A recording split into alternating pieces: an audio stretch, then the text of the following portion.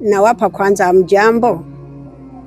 Kama mjambo ni furaha yenu na sisi matatizo tunayo. Mimi ninayo matatizo kwa kweli, ni ya muda mrefu sana, tangia mtoto angali na miaka 2. Mtoto huyu nilibaki naye mimi bibi kama bibi mzaa baba. Angalie na mimi umri nilio nao ni umri ambao sina afya na mimi vile vile, wakusema niangalie mtoto huyu na kwa namwekesha hovyo. Lakini kwa kuwa ninaona muda unayesema kwamba mtoto nimhudumie, nashindwa. Tamhudumia na kitu gani? Namhudumia na nini? Hapa alipo mtoto ni mtu ambao hasemi isipokuwa nasikia.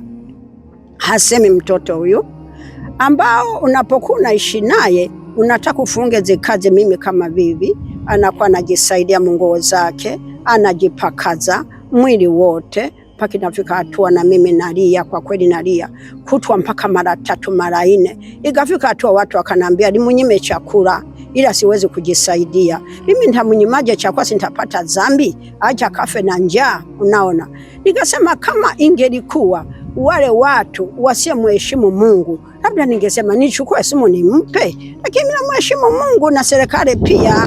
Naheshimu Mungu na serikali pia. Nitakachokifanya sio kitapendezesha serikalini au na Mwenyezi Mungu Mimi kwa hiyo tatizo nilionayo ni kutaka niombe msaada tu. Mtoto palipo wa Tanzania wanionee huruma na umri nilie nao, waweza kunisaidia msaada wa kuweza kupata pemba sio mtoto, wampe giti mwendo, anachoka, miguu ilishakonyama, ilishajifunga, kisha waweze kunifikiria pembasi na lishe nasaidia kuweza kunyosha viungo vya mtu alisha lema.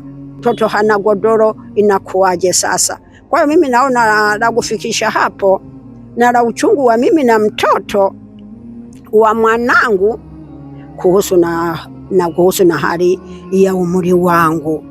Unaona, na matatizo ya mtoto aliye nayo, labda kila na kidonga gasabia na kila kitu anaweza kuwa na yeye, ngarao akawa natoka hapa natembezwa na wenza, natembea kwenye kiti mwenda, natembea wakimrudisha na pembasi zake, wakimrudisha na uji wake. Kwa kweli naona maisha yanaweza kwenda kufika kuwa mazuri.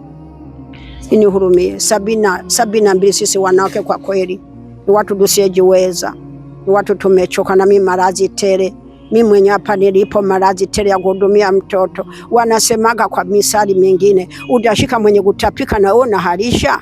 Mimi hapa nilipo kwa kweli naumwa, madonda tumbo yalishanimaliza, kifua kilishanimaliza, na fikiria mtoto nalia. Huyu hapa nikasema huyu anipumzishe kwenye wiki ngapi, nitachukua muda si mrefu namchukua, niko naye mumufanyie kila mnaloliona.